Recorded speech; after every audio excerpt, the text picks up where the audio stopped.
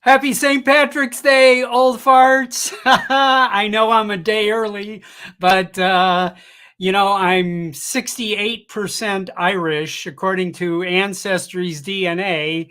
So I got a lot to celebrate here. So I love seeing you all. Thank you so much for jumping in. I know I see a bunch of you in the chat room already. It's great. I see Mike, Texas Arch Drone guy, and we got Brian, BMac, and Jim Boshart is in the house there. So I appreciate you all. I am enjoying being able to host a show where old farts can show their drone stuff, can feel comfortable asking stupid questions. And I really, really have just incredibly enjoyed doing this. So this is kind of my shirt for myself, and kind of the shirt for the Ukrainians at the moment. I don't want to get off on any political, of course, but never give up. That's always the spirit you got to keep in your heart forever. So without further ado, I want to introduce my co-host today, one of my original old farts. He's not that old. In fact, I think I got him by about 10 years, but he was one of the first people I started watching when I bought a drone. And I'm sure every single person watching this or who will be watching this at a later date all know who Ron Brown is, of Drone Nation, Xeno Nation, Rotor Talk, and everything else. So let's welcome Ron Brown. Hello, everyone. Hey. Thanks for having me on tonight, Bob. And that's the greatest introduction I've ever received. And you will definitely the check will definitely be in the mail. No problem. I really, like I say, you were one of my original inspirations. Okay, my intro is over. Ron, this is the same hat that you have on in the promo. Really? Okay. I photographed the hat and then took your photograph and put them together there. You're very creative there, Bob. All that work you did in graphics stuff pays off, huh? In the in the video business here. It does. Hey, Jack Rabbit is in the chat room. Jack Rabbit FPV, my future roommate. Hello there, buddy. Scott, right? All right. Yeah, Scott. Yeah. Good to see you, Scott. I had the pleasure of meeting Scott at Spin Up last fall, and he's a great guy. And I'm sure he'll make you guys will be great roommates. Oh, I'm looking forward to it. It's just like college all over again, Bob. But no wild. We're gonna have toga parties. Yeah, no wild parties this time, though. No toga parties. No panty raids. Just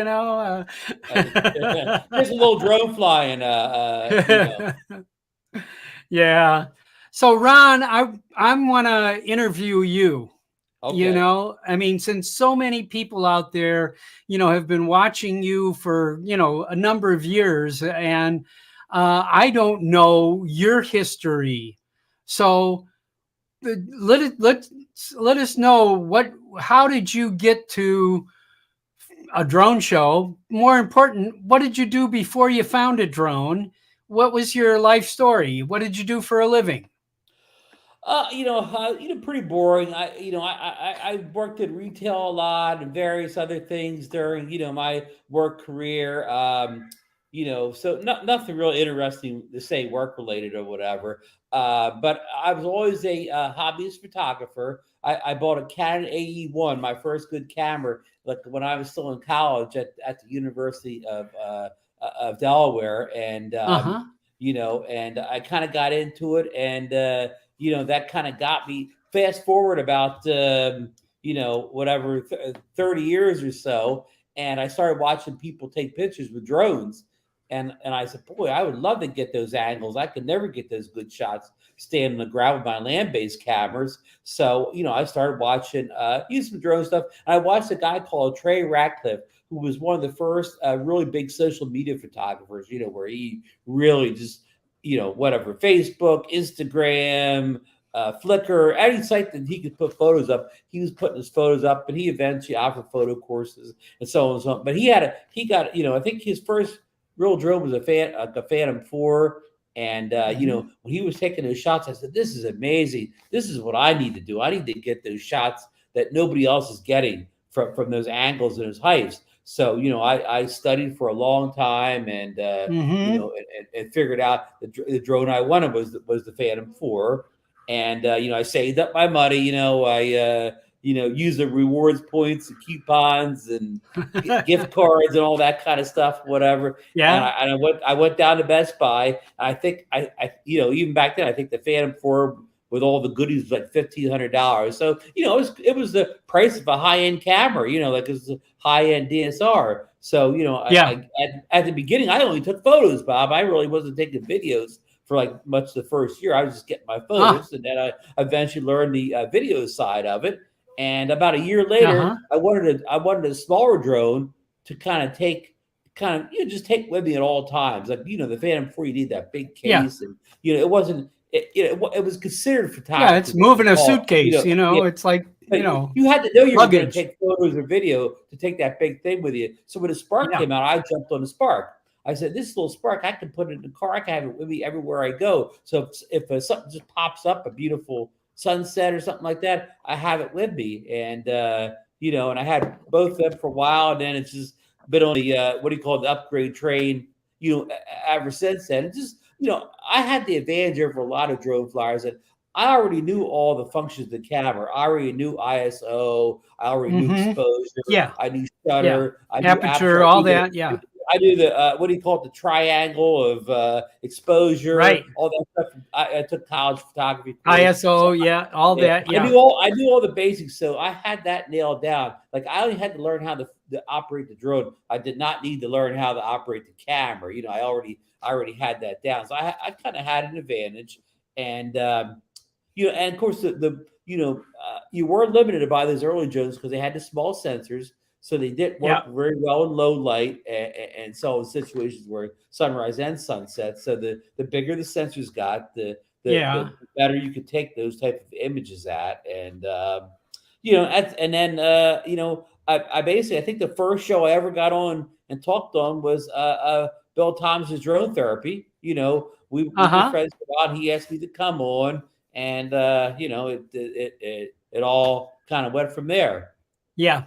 A lot of people started with Bill Thomas. I have to tell you, Drone Therapy has launched Billy Kyle and a variety of people. And, I know Ken Herron pops in there often and everything. Ron, I have your channel queued up here.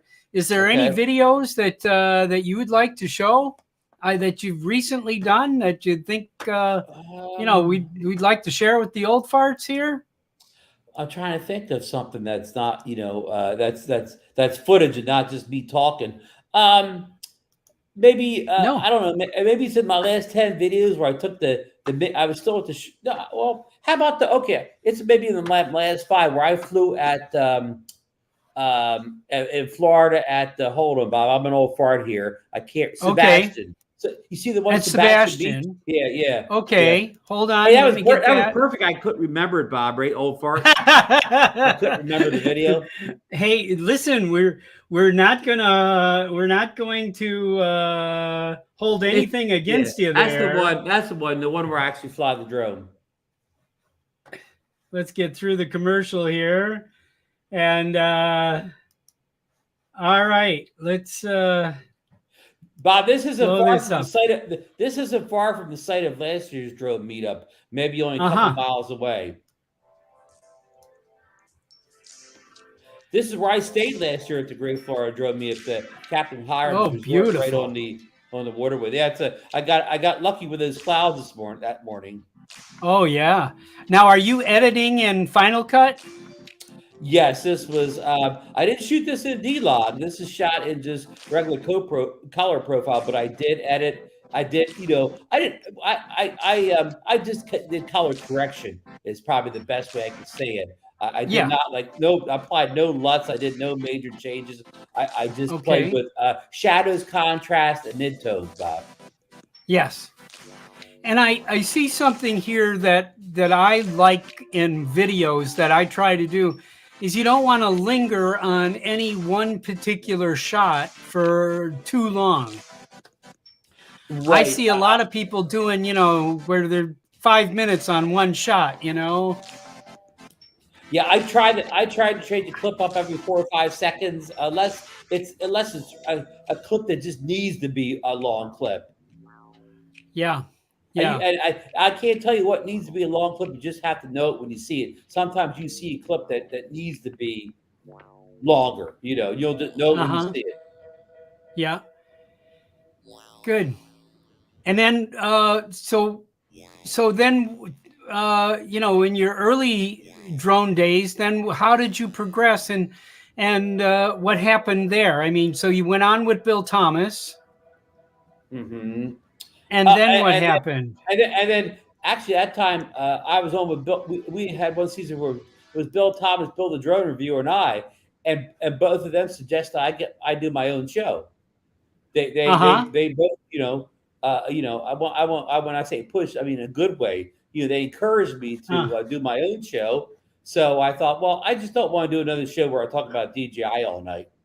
So and I at one point around that time I purchased the little Zeno, and at that point, the Zeno was the only drone under like $900 that had like a 3-axis gimbal and 4K video. I mean, right now we have a bunch of mini drones that are low cost, but at that point, the Zeno really stood out from the crowd because nothing else in its price range offered these features. So I thought, well, let me do a show about the Zeno. So it was, and in the early days, it was about maybe 10, 12 guys that were doing a lot of Zeno videos, and Marcus, was one of them. So I contacted Marcus, say, hey, listen, I'm thinking about starting up this show on the Zeno. Would you like to be part of it? And he said, sure. And we both watched each other's videos because we were both trying to see what each other were doing with the Zeno. Yeah. So we were in constant contact anyway through messaging and whatever. So so you didn't know each other until then, except watching each other's videos since the Zeno came out, and comparing notes and and so on. I see. Yes. Okay. So that's how the partnership happened. Yep. All because of the Zeno. And so then what was the process of going from Zeno Nation to Drone Nation? Well, we knew about it. We knew after 6 months that you could only talk about one drone for so much. You good, Bob? Hold on, I think Bob's got an audio issue, folks. So we'll let Bob get his audio fixed. Oh, there it is. How's that? You're good, Bob. You're good. Am I back? Okay. You're back. You're back. Siri took that question. Siri keeps interrupting me. I got to figure out how to delete that. Are you there, Ron? Yeah, Siri on what device? Your phone, on the computer. Okay. Yeah. So. Yeah, I don't know how my Siri on the computer doesn't really not too active or whatever. Mine usually isn't either. Yeah. Well, we got that. Did you do the update for Mac OS the other day, Siri added another voice for the Oh, computer. no, I haven't. I'm still on Big Sur. Okay. Because of all my graphic programs, Right. I cautiously move up. I understand. Yeah. I'm still on Big Sur. I haven't moved up to Monterey. So let's get back to how did it go from Xeno Nation to Drone Nation? Okay. After about 6 months, we figured out it's hard to do a show when you only talk about one drone because eventually the updates stop and there's not a whole lot going on. And at that, there was no next in sight at that point. So we figured we got to expand. So we started talking about other drones. Still try not to be just a DJI show. So we talked about. Yeah. We both had the Anafi Parrot at that point, so we did a Ah, lot on the Parrot, and Marcus did a lot of coverage on the Phoebe, the first Phoebe X8 2018, I believe. So we still tried to cover and again, not that we dislike DJI drones, but everybody else was doing no, it, so we didn't want to jump. We didn't want to do the same show everybody else was doing. it can be daunting for anybody trying to get into drones to see just this monopoly of DJI drones and saying, wait, there's got to be something else. Yeah, yeah. So eventually we when we figured out that we wanted to get away from just talking about the Xeno, we kind of at first we were going to just go with Drone Nation, but we said, well, not everybody subscribes to you. Some people just come to the show every week and just search for it every week. So we thought, well, we'll do formerly known as Drone Nation as kind of a bridge title until people figure out that Xeno Nation has become Drone Nation. So then, that you had to wait a certain amount of time to do name changes. So we went all the way to just Drone Nation now. And, now we talk about everything. Some may say we talk too much about DJI drones now, but unfortunately, Bob, a lot of other companies out there, like we love Parrot and the Anafi, but Parrot got out of the consumer drone business. Yeah. I mean, people like Hubson and Phoebe, they never made the big leap. I mean, they were kind of, 3-4 years ago, they looked like they had potential to kind of, as Bill the drummer would say, move from the minor leagues to the major leagues, but they kind of never did move to the majors. They're still playing AAA ball for the most part now, unfortunately. And now we got Alltel we talked about, but essentially we've become what we didn't want to be, a DJI show, because the other drones, either like the Anafi, either they stopped making it, or some of the other guys, they just didn't step up to the plate like we hoped they would. I mean, Alltel's, Alltel's been a good comparator. They've been knocking out par. Unique, another drone we talked about, the Unique drones. Unique doesn't really do anything more anyway. So kind of almost everybody faded out of the picture, except for DJI and except for Alltel. Alltel is right in there, giving DJI a run for their money. I mean, they got a long way to go, but they're on the right path, Bob. I think so. I mean, I'm still kind of tossed between. I'm kind of in my personal thing is I want a sub 250. I have a mini one, but that was my first drone. But I want a more quality sub 250. And my wife and I are going to Europe for about a month, and I want to be able to take a sub 250 with me. And so I was very interested in this Nano. And, I was very disappointed when so many people had so many problems with it right off the bat. But it looks like that might be history, and a lot of people are singing its praises now. Yeah, they've done it. They've done a good job with the firmware updates, the Jello issue, and it not being able to fly fast or fly good in the wind. They've both gotten better, but I still don't think they're to the place where everybody wants them to be. Like Marcus still isn't completely happy. It's still not the drone that he thought he was buying for $950 or better. So my advice to you, Bob, is I'd sit back. When do you leave for this trip to Europe? July You got plenty 1st. of time. Yeah. You sit back and you wait and you see what DJI releases as far as the Mini 3, and then make your choice after you see the specs, the prices, the reviews. So you're in a good position. You have time to sit back and make what we call an educated decision. I hope. I haven't done a lot of that in the past, I have to tell you, but I was really disappointed that I really wanted the new iPad Pro. I understand that they're probably going to not be out until the fall. And I'm almost tempted now to go for that new Air that they have.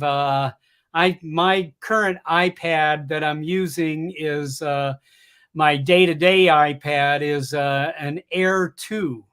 So it'll be a big jump up from that.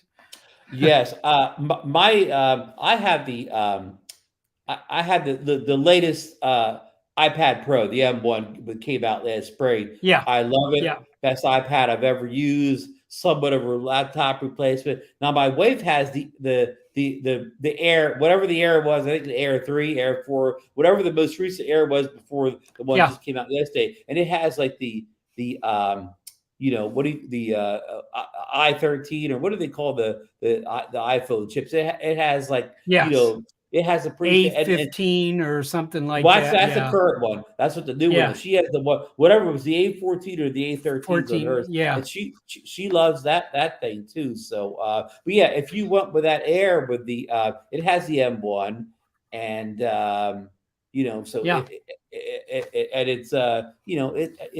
it's reasonably priced at the beginning. But you know what? If it's reasonably priced at $599, but if you bump up the higher memory configurations and you get up to, sure. you get up to $800-900, at that point you might as well get the M1. Yeah, you might as well get the Pro, because the Pro is not that much more at that point.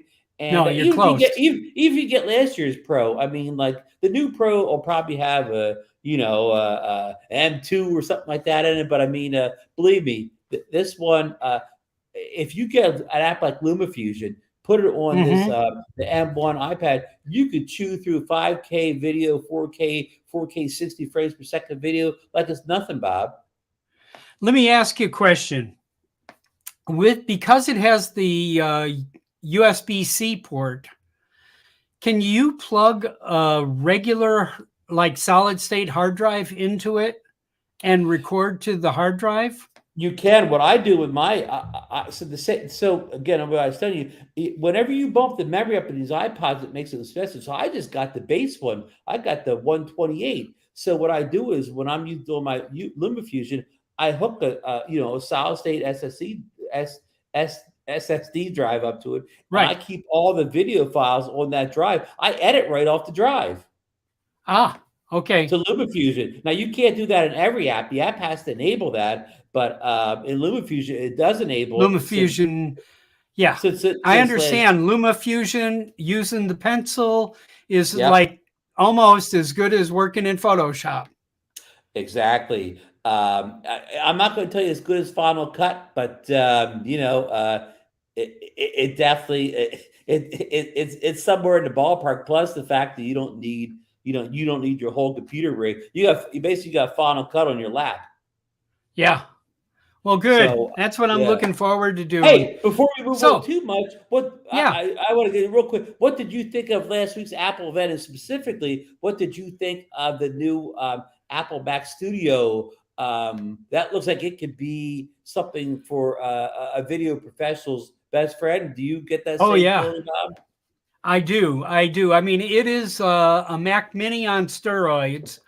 And, I knew that the community of developers, of video editors, and in graphic design, I'm now, straight up graphic design, Photoshop, InDesign, web editing and stuff like that. I mean, you don't need something that super powerful, but if you're rendering video and need to get it out the door fast, and it used to be, I could set a file to render, a video file to render that was 20 minutes long, and I could set it to go, and it'd be 3-4 hours before it would, be finished. And now, I'm on a much faster, but that unit there with this Ultra M1 doubled M1 thing, I think that's going to make a huge difference.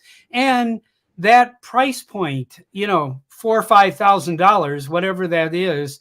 I mean, these guys are editing video. You know, they're charging $2,000-$3,000 a day for editing video, and if that makes their you know, more productive, that's an easy purchase. That's, you know, so I think that's a very wise move. Now, the bad news in all that, Bob, the day after that event, you saw that Apple discontinued the beloved 27-inch iMac.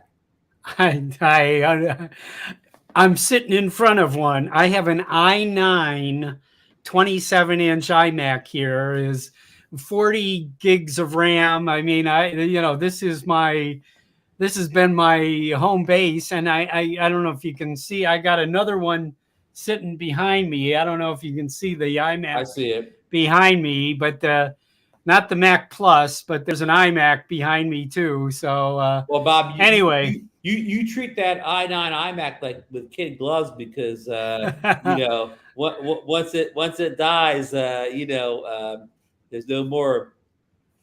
Yeah, no, I truly, you know, I've been a Macintosh pioneer.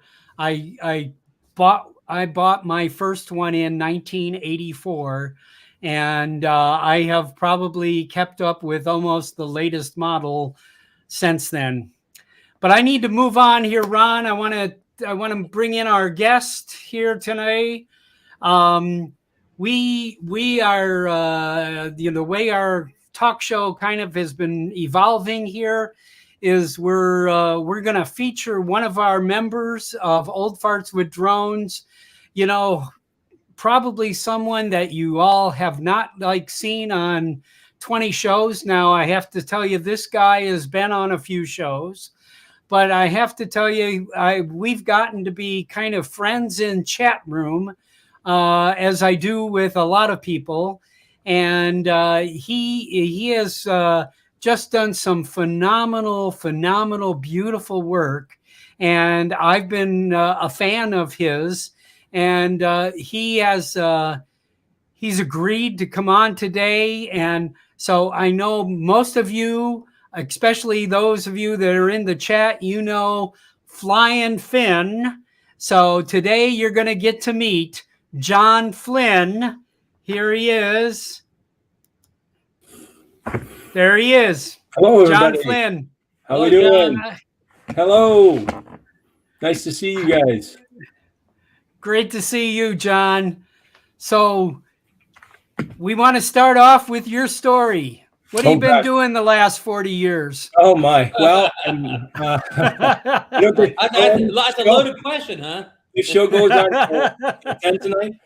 I was an engineer and kind of got right-sized and went into business for myself. Had a B2B and retail ink cartridge store for a while, and then Amazon kind of knocked us out of business. We couldn't really compete with them, and had a few health issues, and so kind of semi-retired and looking for something to do.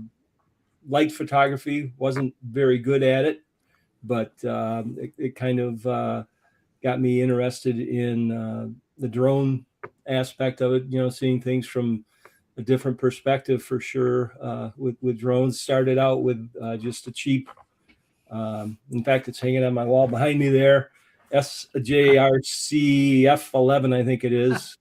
That's what remains of it. I crashed into a tree after I lost GPS, but just got into it. I started watching YouTube videos. Marcus, I mean, you've heard the story before, but watching him and a couple of other folks in Ron's channel and Bill the drone reviewer and just trying to get educated on that. And after having the SJRC or whatever it's called, graduated into the DJI realm, and I've got 3 DJI drones and an Autel drone now too. So, and you know, just just enjoying it. Love it. Yep. I love being outdoors and hiking and whatnot, and love being able to, put a drone in the backpack and be able to take it up in the air and get some decent video of the surrounding area. So, John, where do you live? I'm in Southwest Michigan, Kalamazoo area, just south of Kalamazoo in Portage. Oh, wow.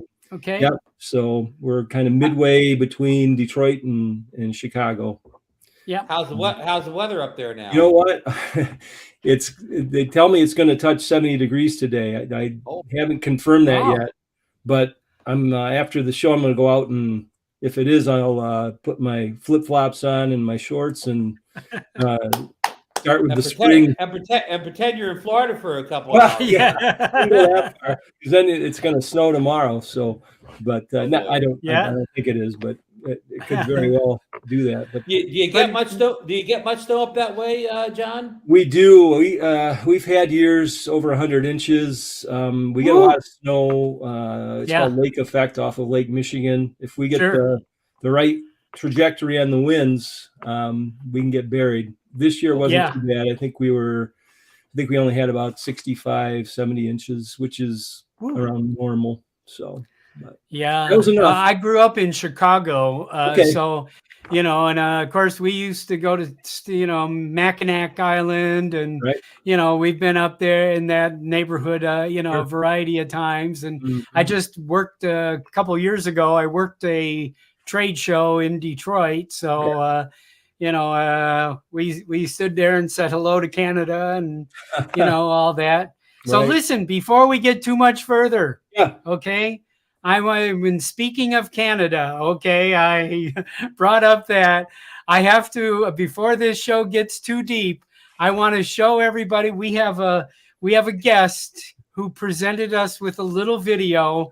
I know all of you, every one of you know this guest.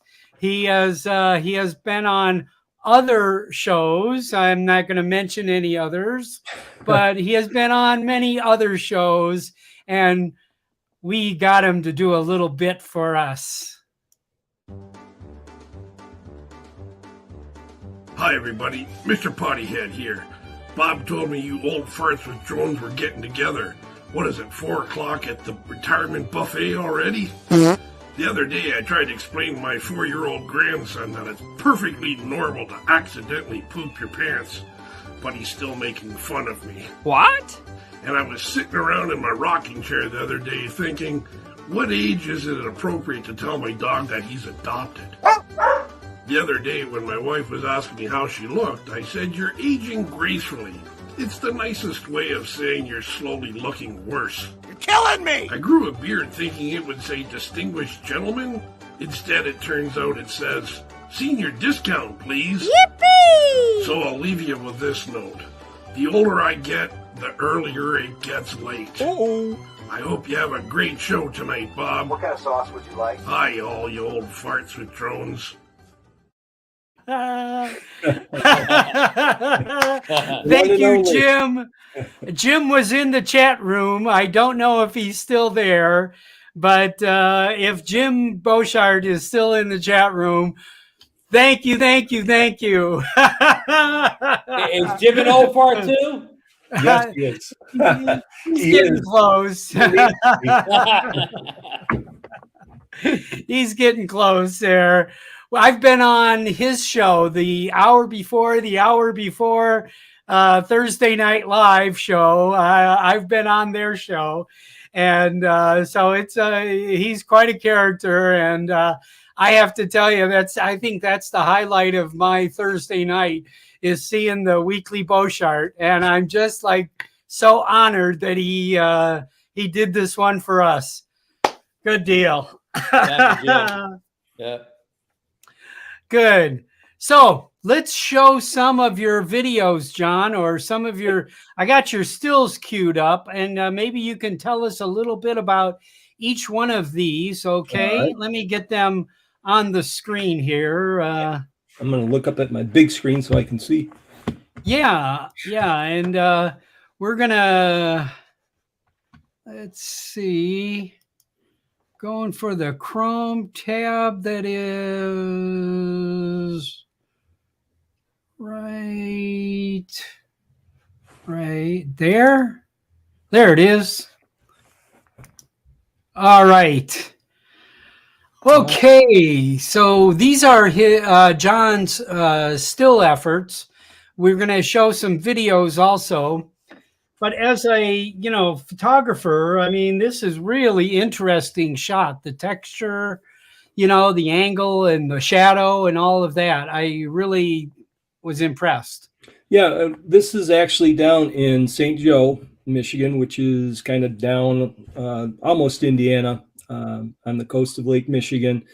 And one of the things that I do when I'm out flying my drones and I kick myself after I'm back, I don't stop while I'm videoing and take still pictures.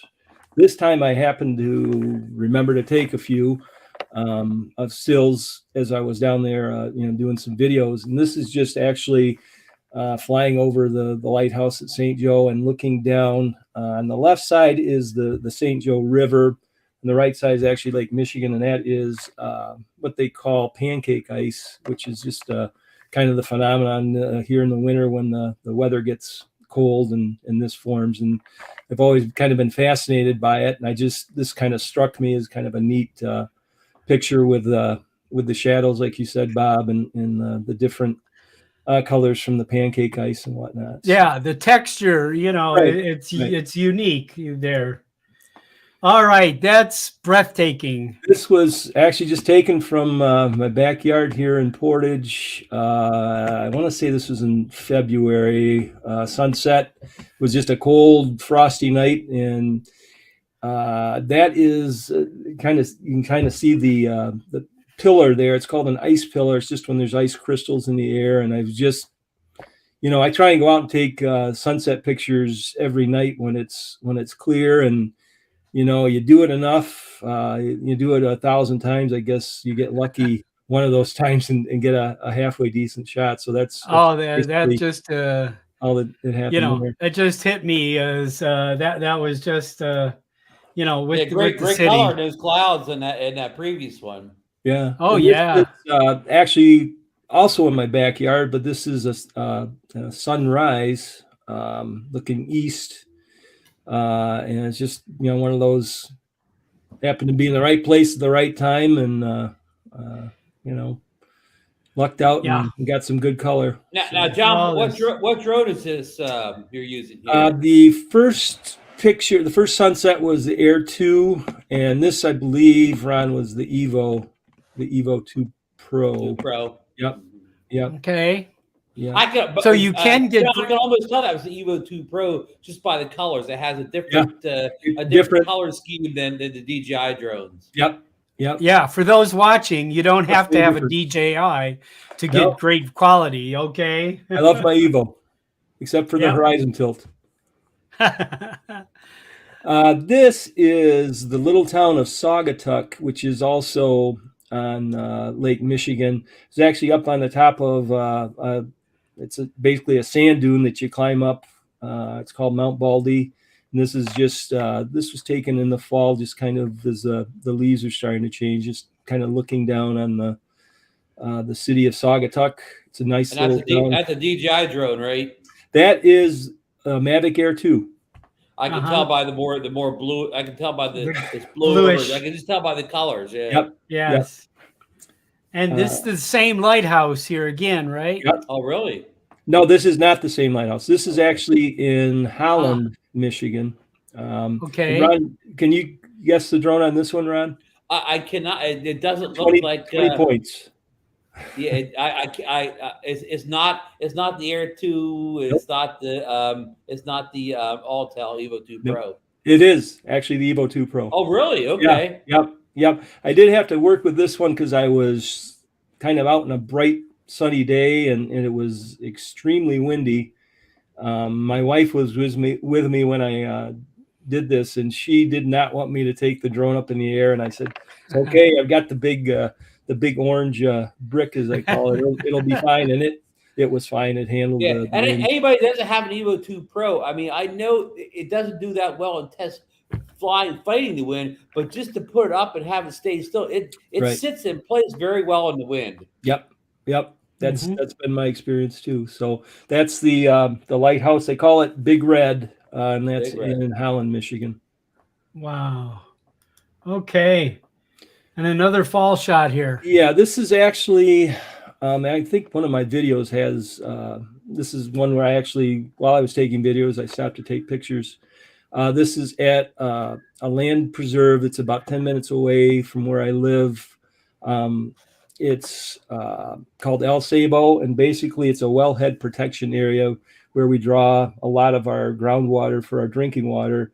They kind of laid aside or set aside this area from development, and there's trails out there and bike paths and whatnot. And I go out there often to hike and to shoot videos. If you go to my YouTube channel, I have quite a bit of content from that area. It's just well, let's go there. Yeah, it's so convenient to get to. Was that the Evo 2 again there? No, I think that, Ron, was Air 2. Okay. Yep. And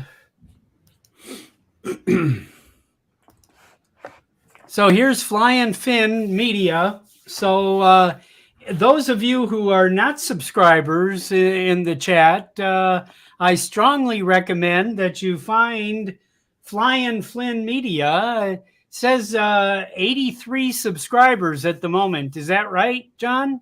That's probably accurate. I haven't checked lately, to be honest. Okay. Yeah, that's well, we need to help John get some more subscribers here.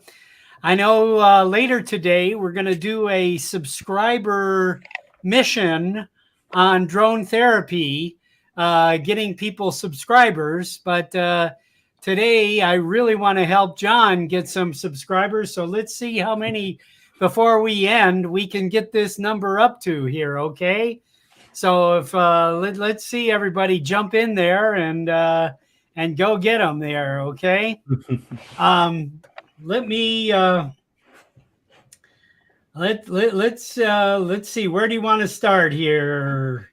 Let's do that zippity zipping in the zoo. Yeah, that's just something.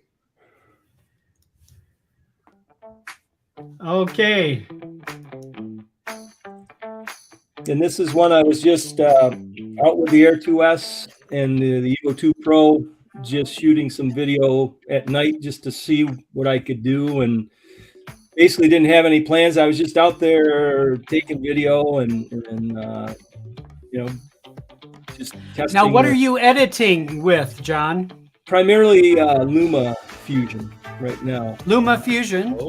Yep. On what? MacBook Pro. On a MacBook. Okay. M1 chip.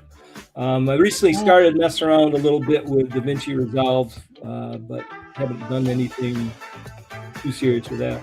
But this is just something I had video footage and just messing around one night and just kind of threw this together just for practice and for fun. So yeah.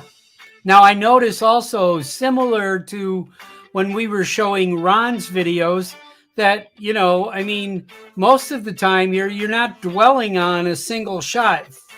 4 or 5 seconds, 6 seconds, something like that seems to be like the way to keep people's interest. Is that right? Yeah, I mean that's and I just, from watching other folks' videos, have kind of picked up on that as well. You want to, I guess it's all of our short attention spans. You got to keep us on the edge of our seats. So that's the way of doing it. So. Yes. Yeah. Yep. Okay. How about Cereal City Sunday? Is this General Mills or? This was actually over in Battle Creek. It was Battle Creek, Michigan. Yeah, it was just kind of one of those things. It was a nice day. We were out, my wife and I just brought along the drone and just took some footage, really with no intent of making a video, just kind of, for my own use. And I just kind of threw this together and had a little fun with it and played around with some LUTs and whatnot. So now this city area here that you're flying in here, there's no restrictions, or there's height restrictions I here, had to get clearance through Lance. a Lance clearance here. Yep. Okay. And I think for that particular area, it was like I want to say 200 or 300 foot restriction, but I was nowhere near that, obviously, as you can see. Yeah, no, I almost you look like you're about 20 feet, you know? yeah. So, but this is just, I mean, just kind of messing around and having a little fun and playing around with the editing and oh, that's great. Just for the exercise of it and having fun. And I like sharing with my family that are not in the area. They always wonder what I'm up to. So yeah, I can show them at least I'm not get in jail sitting or around like wasting time. That's right. So, but this was just kind of that's my wife and I doing a patented Marcus Crawford Zoomy there, or droney. The droney. Yep. So Ron, do you have a signature shot? Yeah, not that I'm aware of. You need to get one, Ron. I know Marcus always is doing there isn't a video of Marcus's without a droney. That's right. That's and in the early, when I first got my drone, I did a lot of dronies in the old days. I just kind of got away from it. I mean, I did them before they had the automated droney feature, of course. Yeah. It was the sticks in the opposite way and as smile and go. That's right. It's fun to do with the Air 2S in sport mode too. Right. I love that. Yeah, boy, it's whoosh. Yeah. It's almost scary watching that thing going backwards that fast. Like, whoa, for sure. Real good. So let me know. I'm going to stop this for a few minutes here. We're going to come back to a couple, but the getting the Lance authorization. For the rest of the audience here, and Ron, I think you're probably I'm a little bit aware of doing it. I've done it a few times, but tell us your steps in doing that. What do you do? I'm actually in my house is actually in Class D airspace, so anytime I go up and try and take a sunset or sunrise, I have to get the Lance authorization. Basically, I have a loft on my phone, and I just a loft is what you use. Yep. Okay. And just formerly Kitty Hawk, right? Yes. And basically, I always check, make sure the winds are not blazing. Usually you can tell, but I always check higher than ground level, because sometimes they can sneak up on you. At higher levels, but at any rate, basically just go in and kind of put in the area where I'm going to fly. And are you 107? Yeah. Yep. I have about a year now. So but it's really it's an automated process. Basically, you put in the area where you're going to fly and how high you're going to fly and how long you're going to fly, and submit it, and within seconds, literally, you get the approval. And then what? Now getting the DJI approval. Well, I've only run into that. I don't have that issue, for instance, here, but I do have it. I'm actually working with a nonprofit for the farmers market for Kalamazoo, and I've run into that with my DJI drones, just having to go in and, you have to go in and get clearance through their geofencing. And that's just, a matter of, answering a few questions and entering some info. And that's a couple minutes time too. So it's not a real big deal. I've only had to do it a couple times. Okay, that's that's the part I'm kind of a little shaky on. Mm-hmm. The first time I tried to do the DJI approval, I wasn't clear that you had to click on the airport that you're trying to get the approval from. Okay. That you have to be within that. You're trying that this area is covered by this airport, and so it's that airport that you have to try to get it through. I didn't understand that at the time, and then they ask if you have prior approval from another agency like Lance approval, and then you have to put that number in to it. Yep. Yeah. I mean, it's the first time you do it, it's kind of I don't know, it kind of you're not sure exactly what to do, but once you've done it a time or two, it isn't too big of a deal. How about you, Ron? I luckily, Bob, I live in Class G airspace. Almost all the spots I fly at the Jersey Shore are Class G airspace. Down here, where I'm here in Florida, it's Class G. I rarely have to do it, and I do it so rarely that every time I do it, I have to kind of relearn the steps because I'm an old fart. So if I only do everything once in a blue moon, I just gotta say remember the steps. But I use the loft too. I've used Air Map in the past, and I mean, even though I can't tell you the steps, it's not so daunting that when I do it, usually it walks me through it, and I have no problems. Now, when I was in Galveston, Texas last year after the spin-up event, I was in a restricted airspace there, and I went to apply for Lance.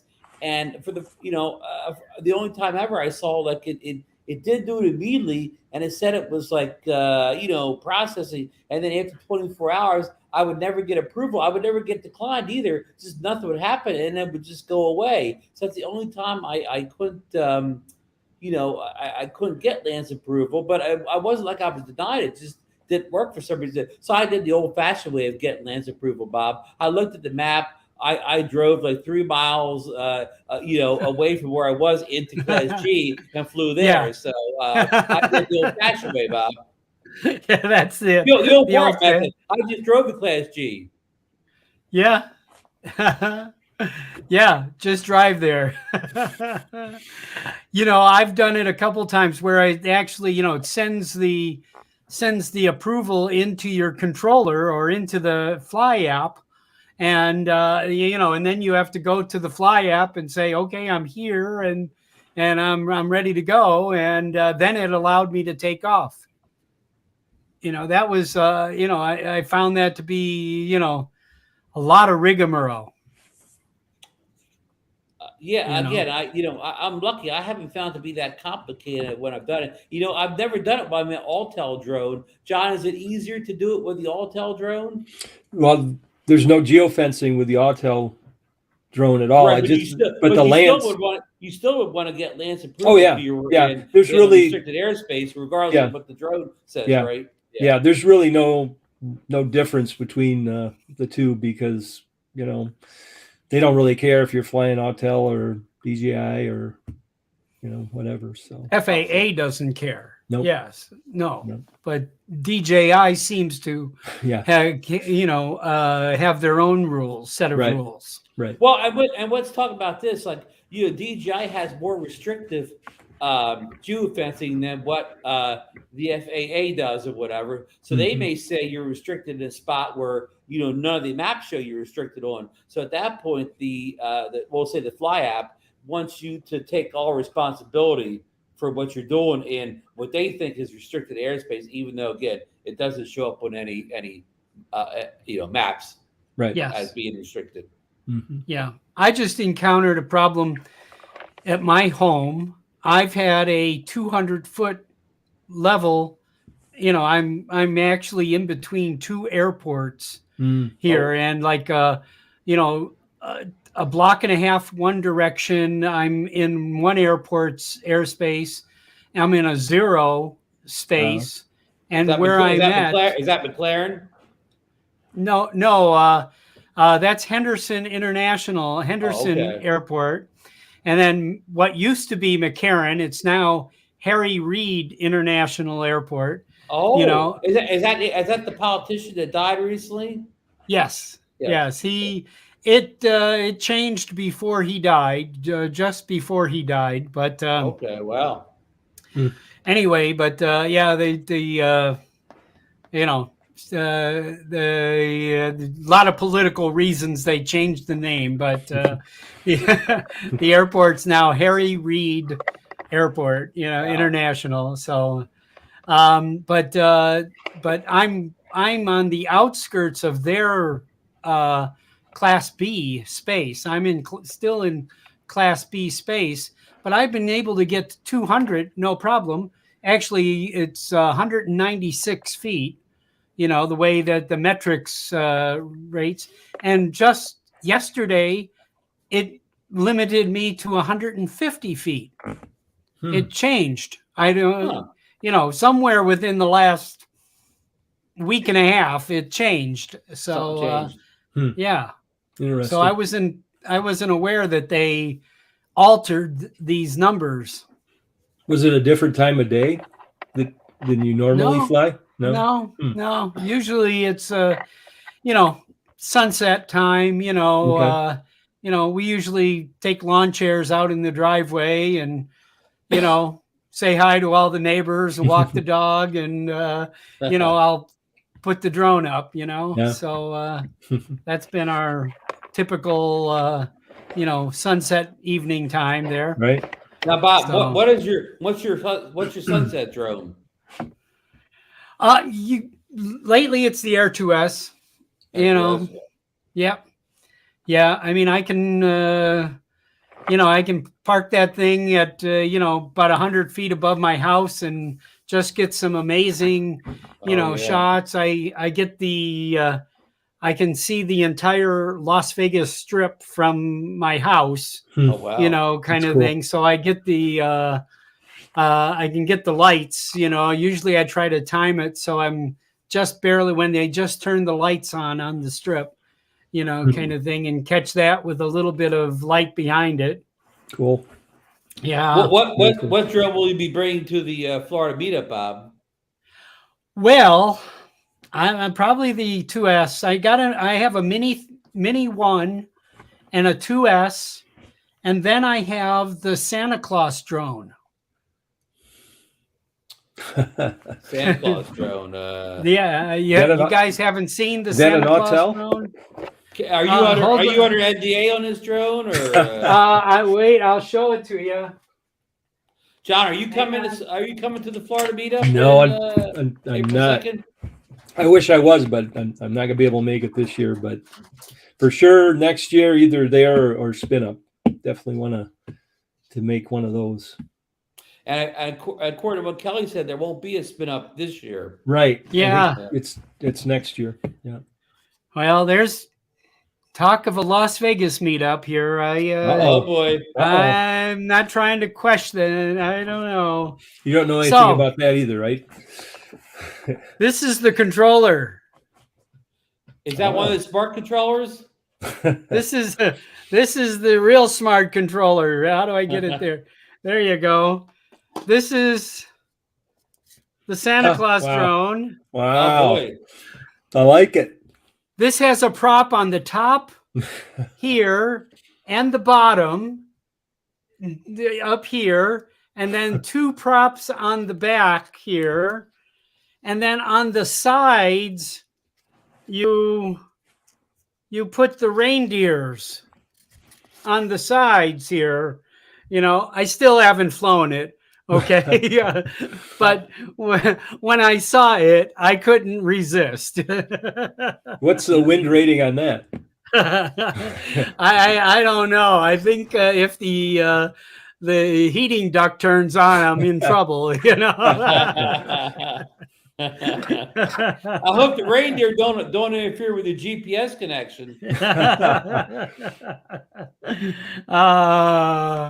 I'm gonna fly that one of these days. I'm gonna try. You know, and make a video about it, Bob. Yeah. oh, yeah, oh, sure. definitely. I actually did an unboxing of it in my full Santa suit. Oh wow! And so someday I'm gonna put that out. You know. That's funny. Oh, good. I've not seen one of those before. Yeah, it's the first, Bob. You know, like I said, when it showed up on, I don't even remember where it showed up, but I just said, "Oh, I'll buy that." You know, it was like $50. I don't know. So, all right, John, let's show another video of John Flynn's here, and let's see what we can do here. I'm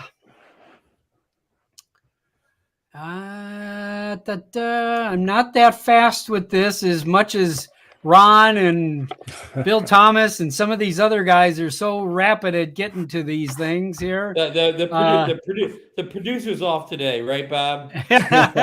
I need a producer, really. Okay, wait, I forgot to hit the share button. I'm working with a really unique setup here. I have 3 monitors going on at the moment. I have my main monitor. I have another monitor sitting next to it over here. And in front of me, I have my old iPad Mini 5 attached underneath my camera, all on one stand. And so I'm seeing the show on the Mini 5 here. So that's keeping my eyesight going towards the camera. So, but I'm controlling this from over here. How Resolute Winter looks interesting to me, John. Okay, sure. Let's have a look. I mean, the trees I'm kind of sick of winter, but what's one more look? Okay. This was actually taken at that same land preserve that I was talking about earlier. Just one of those days, it had thawed out and then snow came back and I was mad and I just went out and said, I'm just going to go out and film something. And so I just kind of monkeyed around with this. This is the Air 2S with obstacle avoidance turned off because otherwise I don't think I would have been able to get that close. Right. Yeah. Right. So I just saw a snowflake. Yeah. Oh yeah. Yeah. And I think in the next scene there, this tree that's ahead that I'm flying towards, there's a red-tailed hawk that I didn't see until right about here. I don't know if you can kind of see him sitting in the branch, and he was eyeing the drone.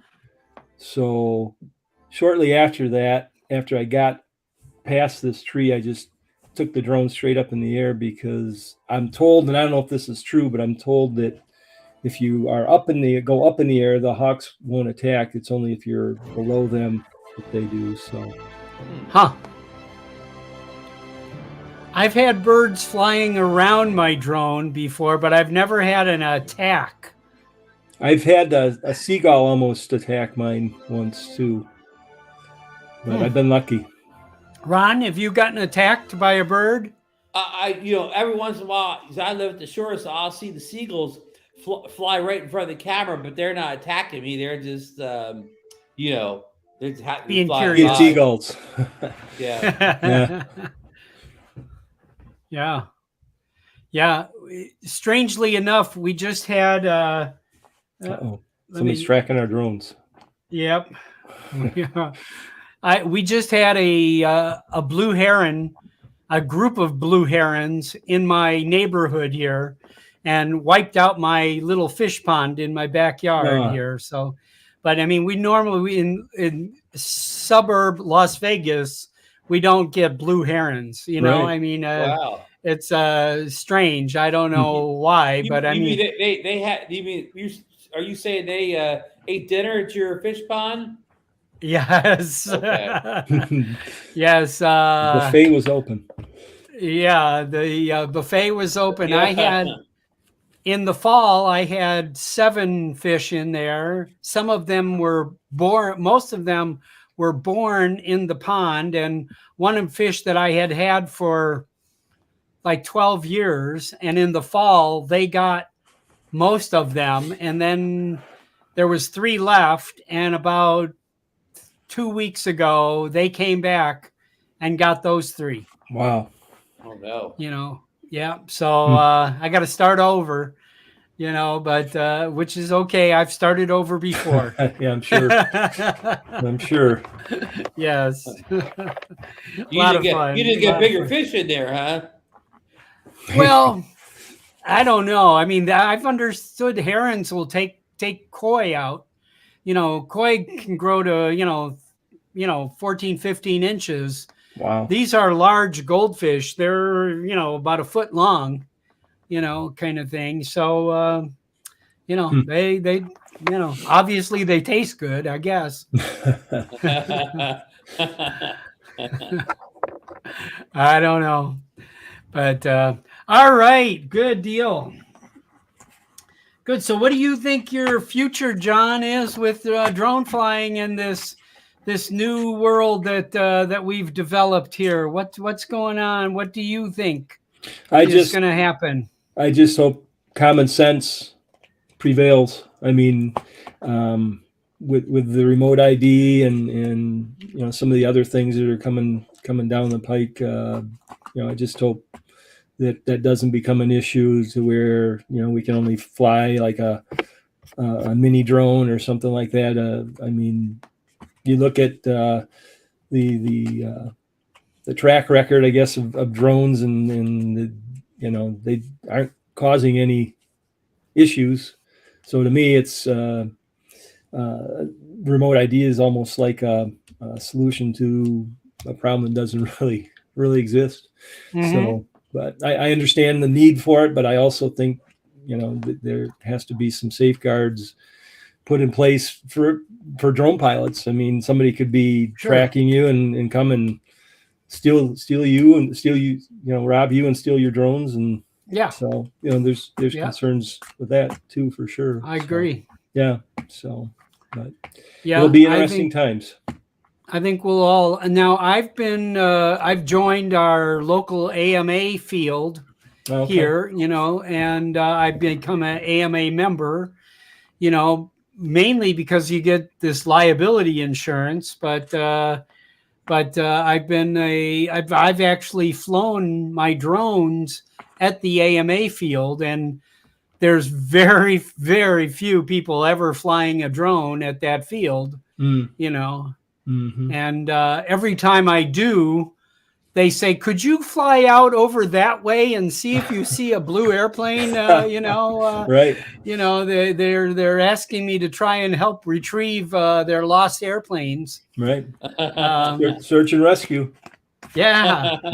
Yep.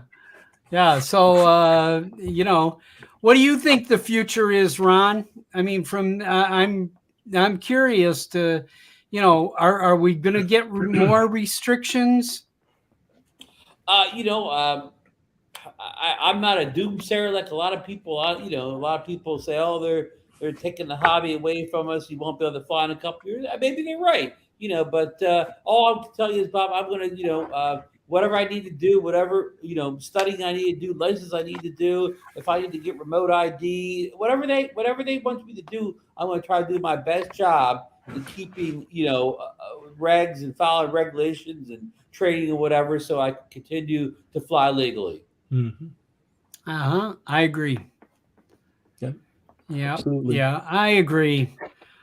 Well, great, guys. I think that we can kind of start wrapping this up. I don't know. I'm just really happy that you all showed up, and we had about 20 people at one point in time in the watching the show there, and I'm my experience so far has been I have about 20 people watch the live show, and then I have about 200 people watch the rerun. So that seems to be the case lately.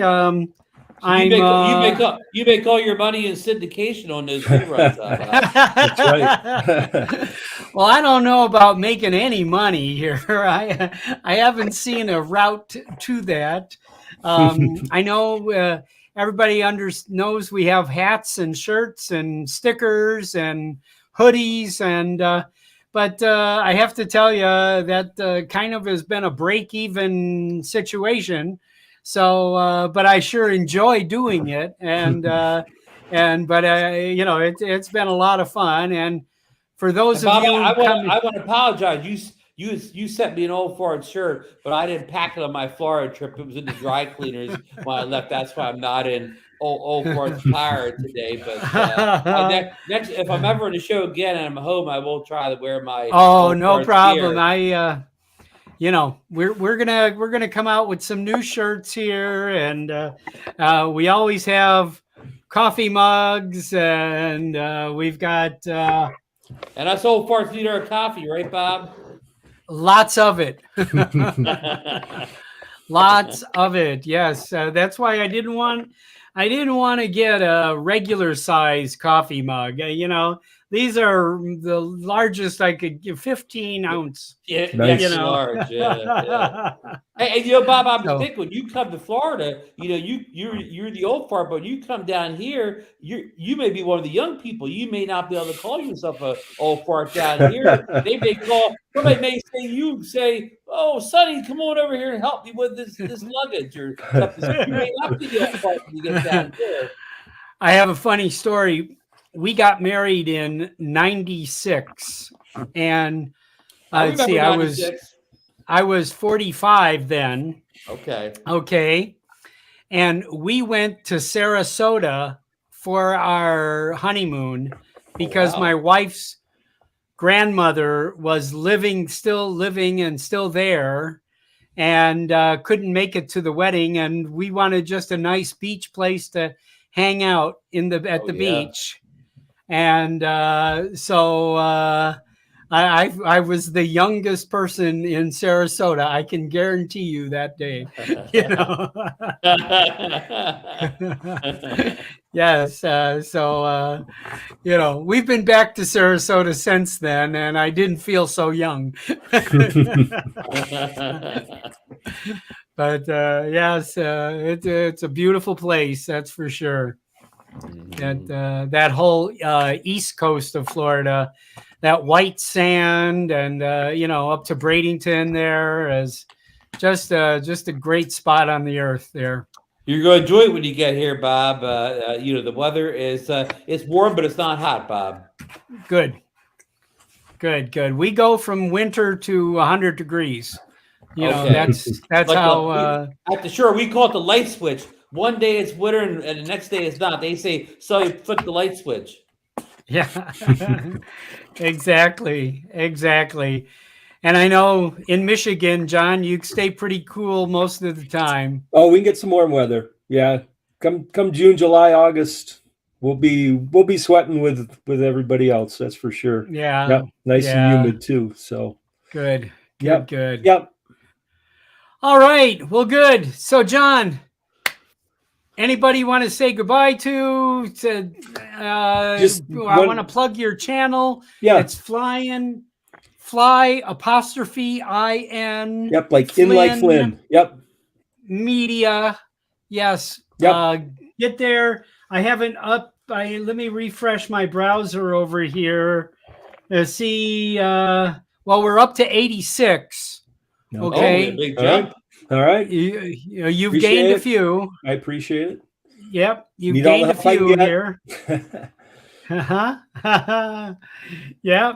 But I appreciate you having me on, Bob, and the support, and appreciate your Facebook group. It's it's what Facebook needs to be, really. I mean, it's a great place for us drone fanatics to hang out. I also want to put a plug in for your YouTube channel as well, Old Farts with Drones, another great channel. Ron Brown's channel. Even if you don't like drones or you like drones, he has all sorts of high-tech reviews and accessories for your drones. And I even got my case for my Evo because of Ron Brown. He had the Harbor Freight orange case, and I love it. Every time I look at it, I think of Ron Brown, and he had that video on the case. It was one of those DIY projects, huh? That's right. That's right. The Plasti Dip did the job too. So, but and also just want to shout out to all of the live stream providers. I mean, you guys do a tremendous job week after week after week. I think a lot of us don't realize there's a lot of time and effort that goes into it, and you guys just don't show up, at the appointed hour and do your thing. There's a lot of research and effort and getting folks lined up for the show. So it's it's kind of the glue that holds the drone community together. So appreciate your efforts there for sure. Thank you, John. Well, thank you, John. Thank you for taking this time to be with us and to, share your artistic, efforts with us. I mean, I really appreciate that. Thank you. All right. Thank you. Ron, thank you. I want to tell you, Ron Brown does videos consistently and post them often. I have to tell you one that he's just done that I truly appreciate is this is my Pocket 2, and I'm still learning how to use this by watching Ron's recent video here. I've learned a few new tricks here. Is that the creators combo you have there, Bob? Yes. Yeah. Yes. I need to use mine more too. So bring it to Florida with you, and we'll do a little training with it. I would love it. Like I say, I just got it. I got it a couple months ago, and I've rigged up I took a microphone stand, the kind that has that big metal base. Yep. Kind of thing. Yep. Standard old-fashioned microphone stand. Yep. Old school. And I bought an adapter that adapts the thread from that to a 1/4 inch. And then I bought a ball head, and I can put this on top of I can go out in the middle of the desert. I don't need to worry about it being on a flat surface or wind. And I can drop that microphone stand down, and then I can put the pocket on there and just have a conversation with the camera, with the wireless mic, and you can even turn on active track and walk around and have it track you. Yeah. So, it's amazing. Yeah. Hey, Bob, can I make a couple shout outs before we please? I haven't been recognizing the chat room. Yeah. Well, I much. I would apologize to the chat. I'm not on my home setup, so I'm too far away from my computer to read the chats with the old fart eyes here. So I haven't been able to keep up with that either because I'm using my 27-inch iMac and I can read them all. But I do see Maddie's Drone World's in there. I want to shout out Maddie. It's his birthday. Happy birthday, Matt. I believe it's happy birthday, brother. It's either today or tomorrow. Today. It's I want to today. Shout out Maddie. Maddie does so much for the drone community, the FPV and the camera guys. He's on so many shows, has his own show. I really want to appreciate what Maddie's done in the community. Maddie, I can't wait. Yes. To meet him. Yep. You're going to love Maddie. I got to meet him last year at the Florida meetup and at Spin Up also. Maddie's better in person than he even is on the tubes. But I want to shout out Bill Thomas, who's also in the chats. I just saw it's his wedding anniversary today. So congrats, Bill Thomas. 10 years. 10 years. 10 good years. So that's practically a decade. And of course, we do want to remind everybody on Drone Therapy, we're going to do the challenge support show tonight at 8:30 Eastern Standard Time. Now, what time's that in Vegas, Bob? 5:30. 5:30. So 5:30 here in West Coast to 5:30. Please go on, Ron. I believe that we're going to try to shout out some channels that have never been shouted out before tonight. Is that correct, Bob? I think so. I did I did ask Bill to put Old Farts with Drones in the mix because I'm still trying to reach that 1,000 subscriber mark. And we are too at Drone Nation. We're stuck at like 800, and we're stuck in the mid 800s, and we get a few, then we lose a few. It's like we can never get that hump to get to 1,000. So we're going to do a big push for Old Farts and Drone Nation to get more. To get us over the hump, because the 1,000 is the only thing that matters. Once you get over 1,000, yes, you could go live. You can do a lot of stuff that you can't do without 1,000. So I don't care if we get to 3,000, 5,000. Just get us over 1,000. Yes, yeah. So I mean, I get inspired by watching people like Billy Kyle and Ken Heron, and stuff like that. And I mean, I don't think I'm ever going to make a living on YouTube. And but it's certainly broadening my perspective of a lot of things, and it's certainly a huge amount of fun. Right. Yeah. So I really appreciate it. All right, thank you guys. Okay. Jackrabbit, I'm going to see you real soon. Maddie, I can't wait to ride with the family. We need to talk about how many kids there are going to be, because I want to bring something for all the kids. And we want to, really just make sure we're going to have a great time. I'm bringing a big suitcase, Maddie, because I'm bringing a lot of stuff to give away, shirts and hats and hoodies, and I bought an extra. Maddie's got a full-size truck, so it won't matter. Okay. And I'm going to bring a stack of 125 stickers to Florida. Oh, wow. So wow. Everybody that wants a sticker is going to have a sticker. Okay. So we're going to have a great time. Awesome. All right. Awesome. Thank you all. All right. I'll Bye-bye. See ya. I'll steal Bill's live long and prosper. We love you all. Thank you very much. Happy. See you in Florida, folks. Okay. Have a happy St. Patrick's Day. Luck of the Irish to you. All right.